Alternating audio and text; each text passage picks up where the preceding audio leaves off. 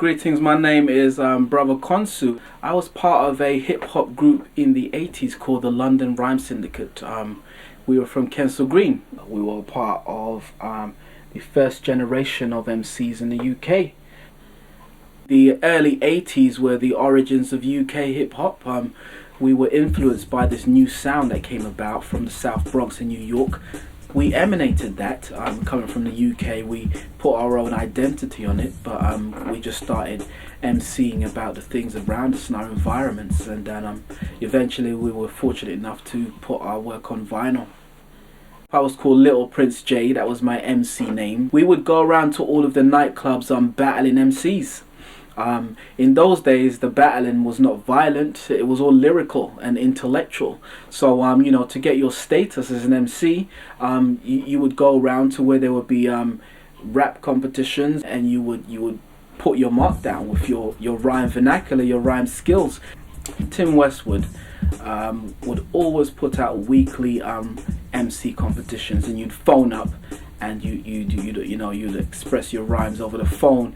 And I beat another MC at the time who also blew up around London, called Silver Bullet.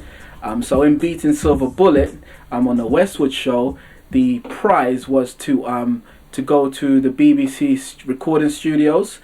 It was a great transition. You know, we were battle MCs. We would just go from nightclub to nightclub, park jam to park jam, creating our status. And you know, eventually we got whipped up by Rhyme and Reason.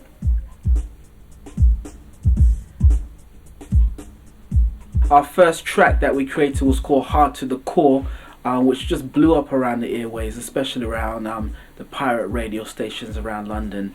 And our DJ D, he invested in a Roland 808 drum machine. And at the time, if you had an 808, that was like a big deal. What hip hop was doing in the 80s, we were getting these messages conveyed from New York. Chuck D was talking about Fight the Power. KRS-One was talking about Malcolm X. X-Clan was talking about Marcus Garvey. You know, Rosa Parks, Ya Santua. You know, who are these people? Kajo, Nanny Maroon. We saw the Jungle Brothers wearing red, black and green, these colors, and African medallions, and dressing in kente cloth. And you know, and these were like road MCs, you know, rugged MCs, and they were just wearing these kind of uniforms that suggested that they had a connection with Africa. Somehow we got in contact with Gatecrash from South London. You know, a crew that was slightly older than us, and they expressed to us that they wanted us to feature on this track, part of this organization called the Black Rhyme Organization to Help Equal Rights, or Brother. And the intention was to raise money for Nelson Mandela, who had been in jail for 25 years in South Africa at the time.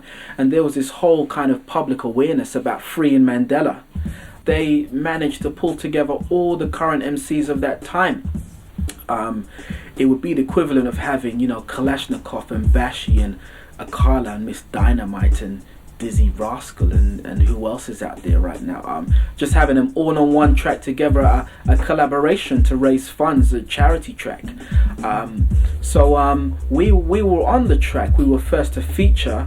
You also had Hijack from Brixton, Cookie Crew from Battersea, MC Mello from Battersea, Treble and Bass from Kensal Rise, Gatecrash, London Posse from Brixton, Demon Boys from Tottenham. These were all very high profile recording artists at the time, and it was quite a lineup. I call this event the Great Gathering, you know, because remember, these were the first MCs coming from London, and we all collaborated on this track together.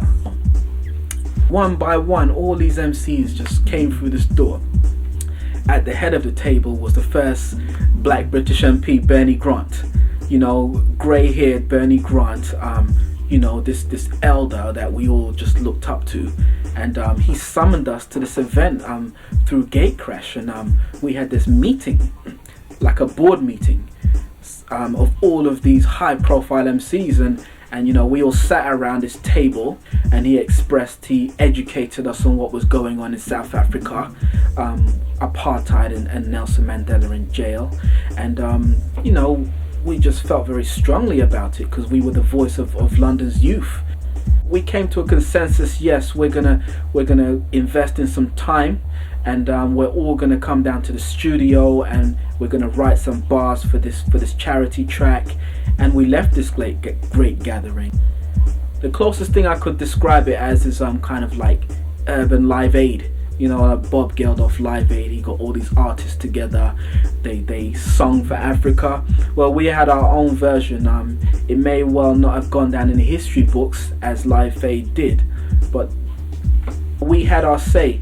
And as I said, it was the voice of London's urban youth at that time, and it was quite a powerful statement. We had a social awareness that you don't necessarily see nowadays with MC. So, it was a very potent time in the history of UK hip hop.